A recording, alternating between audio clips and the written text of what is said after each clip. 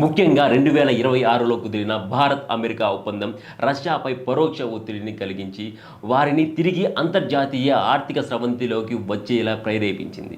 ఇది కేవలం వ్యాపార సంబంధం మాత్రమే కాదు, ఉక్రెయిన్ సంక్షోభానికి శాంతియుత పరిష్కారం కనుగొనడానికి భారత్ ఒక శక్తివంతమైన సాధనగా ఉపయోగపడుతోంది. ఈ క్రమంలో భారత్ కేవలం పాశ్చాత్య దేశాలకే కాకుండా యూరోపియన్ యూనియన్తో కూడా జనవరి 2026లో ఒక మైలురాయి వంటి స్వేచ్ఛా వాణిజ్య ఒప్పందంపై సంతకం చేసింది. దీని ద్వారా భారతీయ వస్తువులకు ఐరోపా మార్కెట్లో 99% ప్రాధాన్యత లభించడం గమనార్హం.